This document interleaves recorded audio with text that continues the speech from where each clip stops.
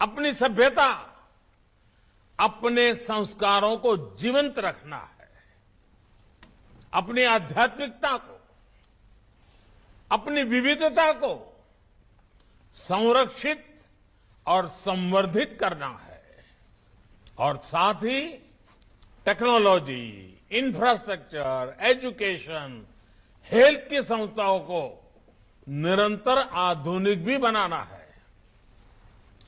देश के इन प्रयासों में आप सभी की, ब्रह्मा कुमारी जैसी आध्यात्मिक संस्थाओं की बड़ी भूमिका है।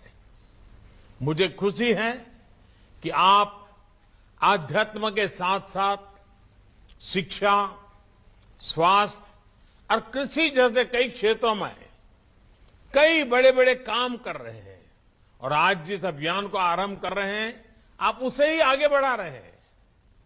अमृत महोत्सव के लिए आपने कई लक्ष्य भी तय किए हैं। आपके ये प्रयास देश को अवश्य एक नई ऊर्जा देंगे, नई शक्ति देंगे।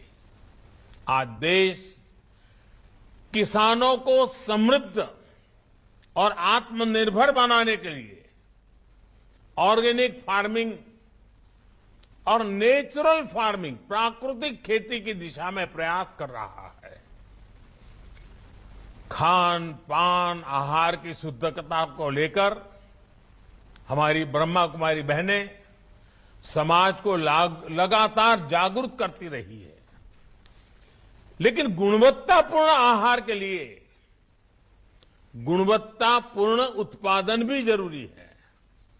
इसलिए ब्रह्मा कुमारी नेचुरल फार्मिंग को प्रमोट करने के लिए, प्राकृतिक खेती को बढ़ावा देने के लिए एक बहुत बड़ी प्रेरणा बन सकती है।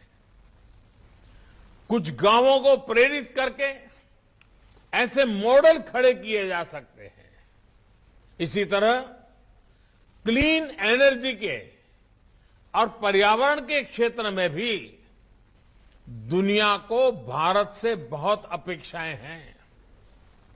आज क्लीन एनर्जी के कई विकल्प विकसित हो रहे हैं।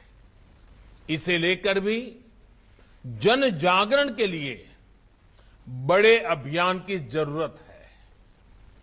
ब्रह्मा कुमारी ने तो सोलर पावर के क्षेत्र में सबके सामने एक उदाहरण रखा है।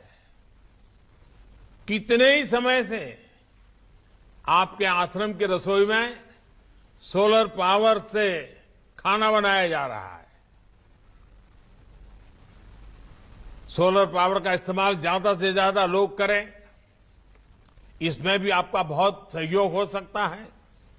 इसी तरह आप सभी आत्मनिर्भर भारत अभियान को भी गति दे सकते हैं। वोकल फॉर लोकल, स्थानीय उत्पादों को प्राथमिकता देकर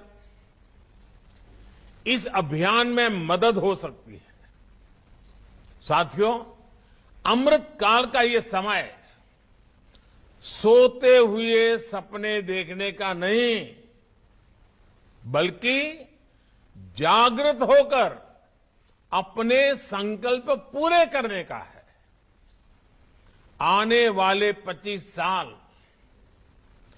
परिश्रम की पराकाष्ठा, त्याग, तप, तपस्या के 25 वर्ष है। सैकड़ों वर्षों की गुलामी में हमारे समाज ने जो गंवाया है, ये 25 वर्ष का कालखंड उसे दोबारा प्राप्त करने का है। इसलिए आजादी के इस अमृत महोत्सव में हमारा ध्यान भविष्य पर ही केंद्रित होना चाहिए।